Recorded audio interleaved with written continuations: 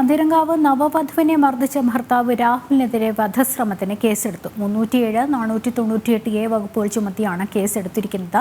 പ്രതി പോലീസ് നിരീക്ഷണത്തിലാണ്. വിവരങ്ങളുമായി ആനന്ദ് ചേരുന്നുണ്ട്. ആനന്ദുമായി ബന്ധപ്പെട്ട ലഭിക്കുന്ന വിവരങ്ങൾ എന്തൊക്കെയാണ്? ലക്ഷ്മി, കോഴിക്കോട് പന്തീരങ്കാവ് ഗാർഹിക പീഡന കേസിലെ പ്രതിയായ യുവതിയുടെ ഭർത്താവ് രാഹുലിനെതിരെ ഒടുവിൽ പോലീസ് കേസെടുത്തിരിക്കുകയാണ്. വധശ്രമത്തിനാണ് ഇപ്പോൾ കേസെടുത്തിട്ടുള്ളത്. പന്തീരങ്കാവ് പോലീസാണ് കേസെടുത്തിട്ടുള്ളത്. 307, 498A വകുപ്പുകളാണ് ഇപ്പോൾ പ്രതിക്കെതിരെ ചുമത്തിയിട്ടുള്ളത്. ഈ പ്രതി എന്തായാലും പന്തീരങ്കാവ് പോലീസിന്റെ നിരീക്ഷണത്തിലാണ്.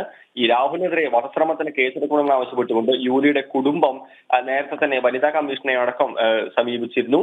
ഈ മാസം 5-നാണ് ഈ പറവൂർ സ്വദേശിയായ പെൺകുട്ടിയും കോഴിക്കോട് പന്തീരങ്കാവ് വള്ളിക്കുന്ന് സ്നേഹതീരത്തിൽ രാഹുലും തമ്മിലുള്ള വിവാഹം ഗുരുവായൂർ ക്ഷേത്രത്തിൽ വെച്ച് നടന്നത്. തുടർന്ന് ഈ വിവാഹാനന്തര ചടങ്ങായ ഈ അടുക്കള കാണലിനെ വധുവിന്റെ വീട്ടുകാരടങ്ങുന്ന സംഘം രാഹുലിന്റെ വീട്ടിലെത്തിയപ്പോഴാണ് യുവതിയെ മർദ്ദിച്ച നിലയിൽ കണ്ടെത്തിയത്. തുടർന്നാണ് ഇത്തരത്തിൽ യുവതി ശാരീരികമായി പീഡിപ്പിച്ചെന്ന പരാതി പോലീസിന് നൽകുന്നത്. ലക്ഷ്മി, ശരി, ആനന്ദാണ് വിവരങ്ങൾ നൽകിയത്.